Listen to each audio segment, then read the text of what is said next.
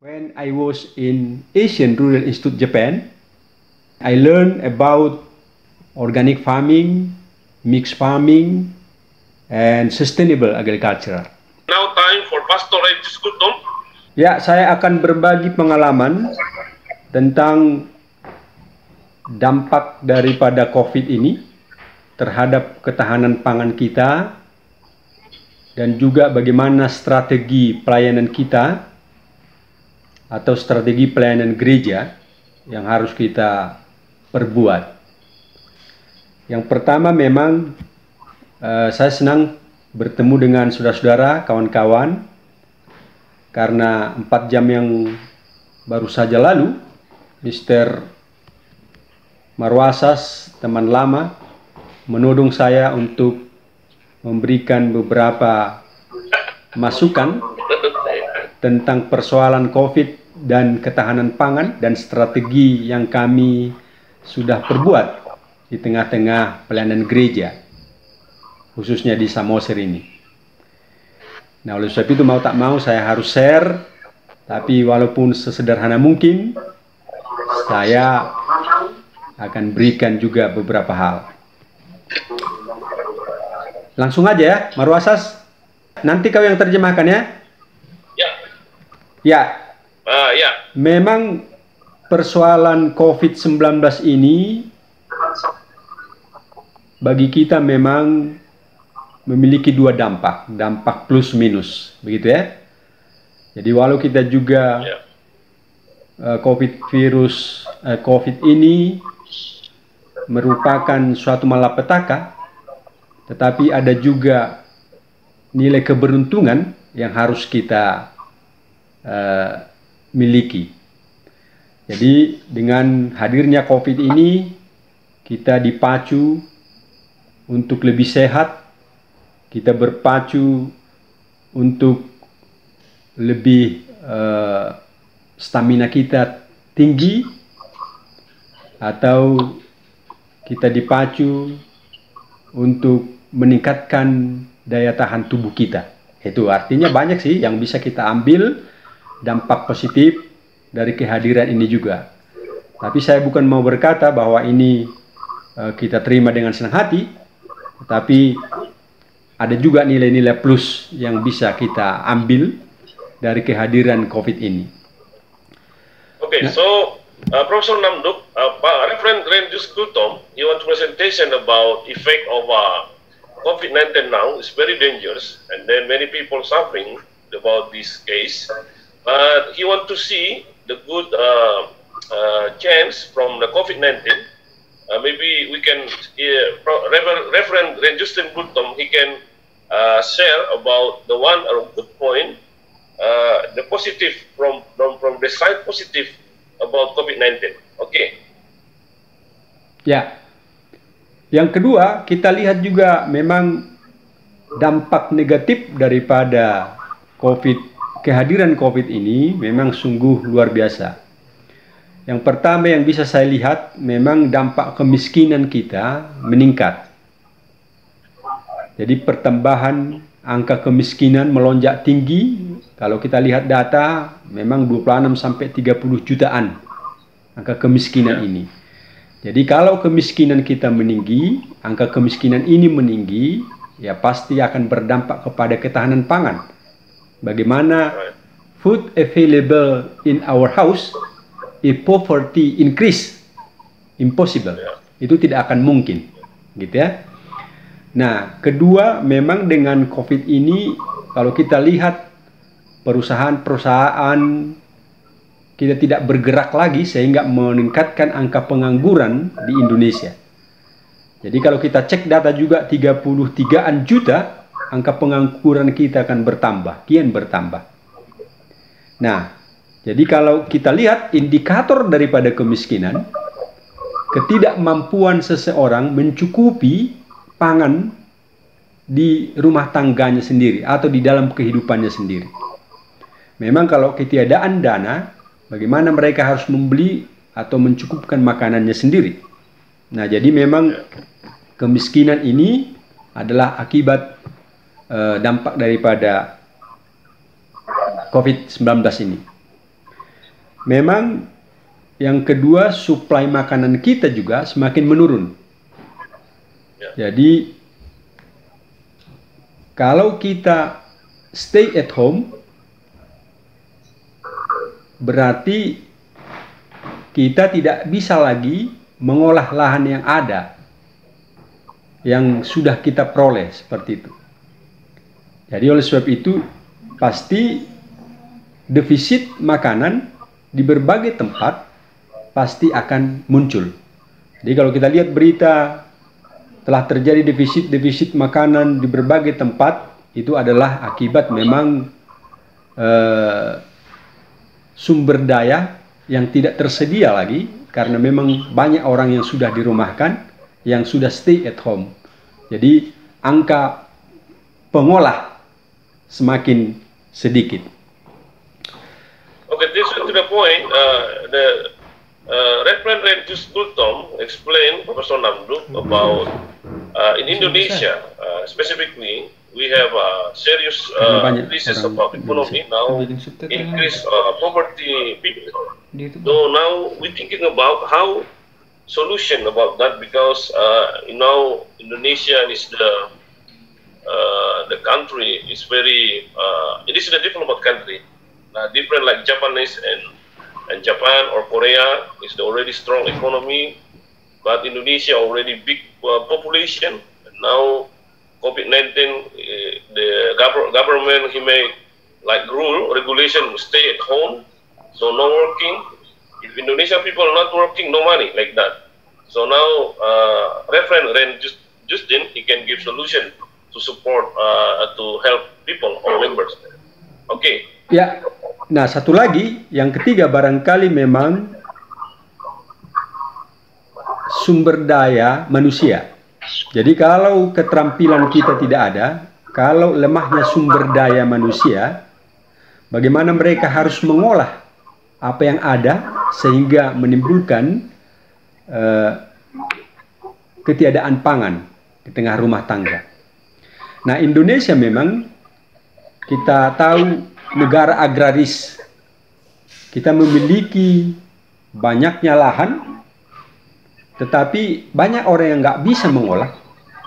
Nah, jadi kekurangan daripada sumber daya, walau banyak lahan, nah ini akan mengakibatkan krisis pangan juga.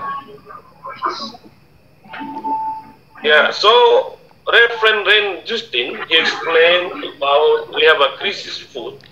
Because Indonesia we have many land, but no resources to how to manage and how to use this land. So this is true. So we need some like solution about that. How we have human resourcing, how to use the land. Okay, thank you, Reverend. Ya, nah jadi dalam persoalan ini bagaimana strategi pelayanan gereja, strategi misi yang harus kita perbuat meminimalisasi persoalan yang terjadi ini. Nah, saya pikir ada tiga strategi yang harus kita lakukan. Strategi makro, strategi meso, dan strategi mikro.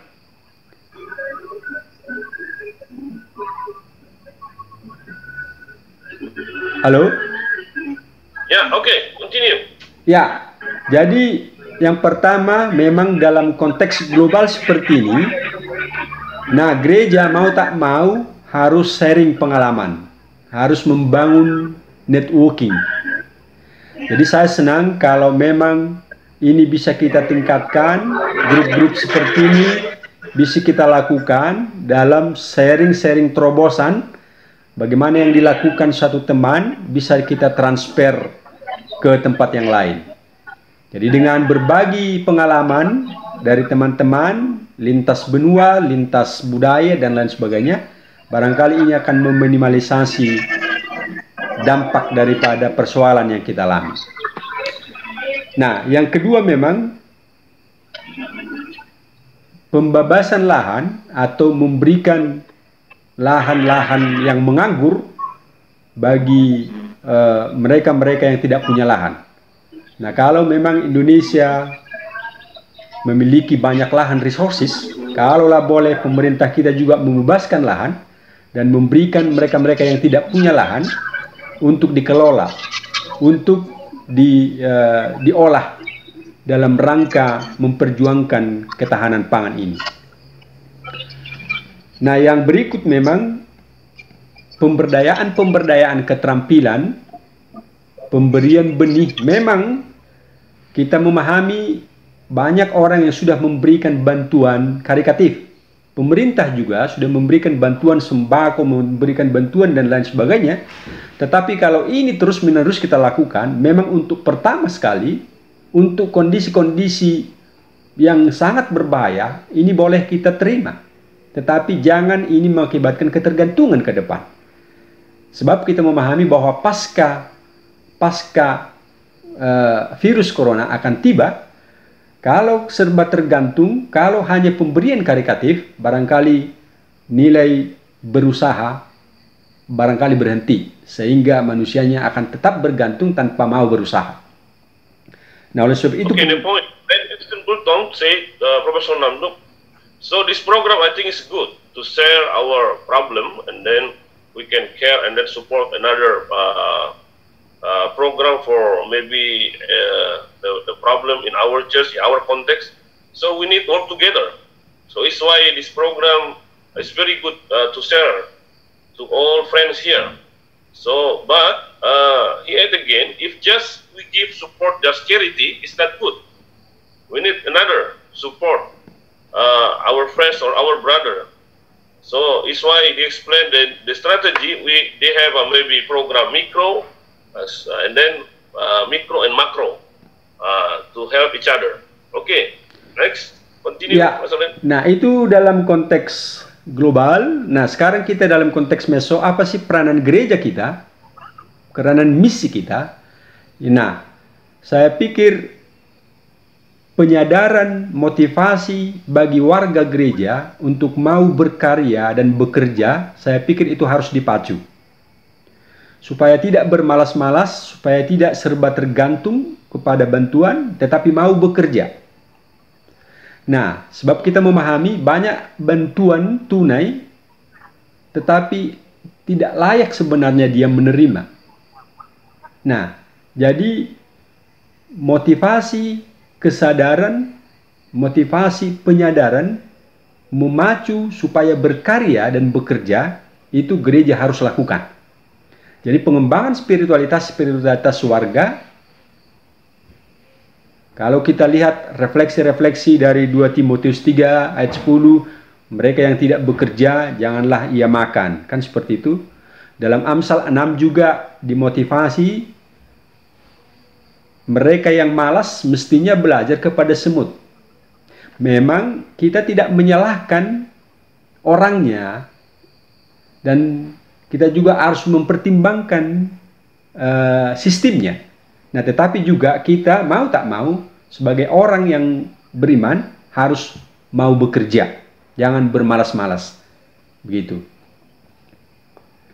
Yeah, the point, Reverend Justin Gultom, Professor Namduk, is say, yeah, now we must support and give motivation to all our members.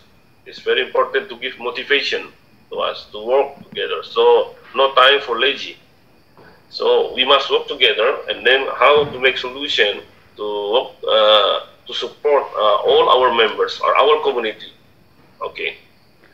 Nah, maybe Abang coba per poinnya langsung di ini, mungkin kira-kira 5 menit lagi. Coba diperjelas. Nah, ini 5 menit lagi. Nah, jadi dalam konteks mikro kita harus memberikan pelatihan-pelatihan supaya setiap warga mampu untuk berkarya. Jadi bisa kita kasih latihan-latihan beternak, memelihara ayam, memelihara ikan, mumpung kita stay at home, ya kan? Yeah. Nah, jadi so Reverend Renjus Gultom give motivation and support members with training for members to livestock and good farming, to use our land around them. Okay. Ya, sayur mayur, lele, ternak, mixed farming, agriculture, how to say, integrated farming seperti itu ya. Integrated farming, maybe farming to plant vegetables, Ya. and then some fish, canned fish. Ya, jadi dengan apa pemberdayaan seperti ini, nah mereka bisa berusaha, ya kan, membuka usahanya sendiri, walau memang gereja juga harus menstimulasi dan pemerintah juga bisa merangsang supaya mereka bisa bergerak dan berkarya. Nah, satu lagi memang kita harus melatih bagaimana membuat barang jadi. Jadi jangan hanya produksi makanan sendiri, tapi juga harus mampu memproduksi menjadi barang-barang jadi. Contoh, sayur bisa jadi mie, lele bisa jadi empek-empek, ya kan? Apalagi sawi atau kedele bisa jadi tahu. Nah, sehingga mereka bisa lengkap 4 sehat dan 5 sempurna dengan mandiri dari rumah tangganya sendiri. Jadi tidak banyak tergantung kepada dunia-dunia luar, karena kemiskinan terjadi kalau semakin banyaknya pengeluaran yang kita keluarkan. Tetapi kalau kita meminimalisasi dan mengoptimalisasi lahan yang tersedia yang ada pada kita, nah ini akan mengurangi pengeluaran kita, dan ketahanan pangan kita berangkat dari diri kita sendiri. Share to us about this program from Ranger Skuto. Oke. Yang mana itu Bang? Program yang mana itu? Gambar mana? Oke, ini. Ya. Ya. Bercocok tanam. Ini perlu sekali bercocok tanam dalam karung goni ya. Jadi kalau mereka tidak punya lahan, nah mereka juga bisa bercocok tanam, bisa memperoleh makanan dari akses kecil. Ini dia. Ada di samping-samping kita bikin lubang, kita juga bisa tanam berbagai di sini. Nah, jadi kita bisa panen 5-7 jenis juga makanan yang bisa kita ambil atau panen dalam satu goni. Drum ini adalah pembuangan limbah-limbah dapur. Jadi kita tidak usah buang limbah dapur sembarangan, cukup kita kumpulkan, sebab kalau kita kumpul itu akan menjadi pupuk zat pertumbuhan tanaman, JPT. When Reverend Coulton studied at ARI, Asian Rural Institution in Tokyo, in Japan, I think it is better for develop this peace work in terms of rural area farming, ecological issue with many other issues. No? Yeah. Yes, that's right. Yeah, it's why Reverend Ren Justin Gultom is the representation from our church. Yeah, so Reverend Ren Justin Gultom already the leader, the high top leader to train young pastor. So he's there. Yeah, he's there to us and for our some missionary from another nation, another country, so he can support each other, work together like that.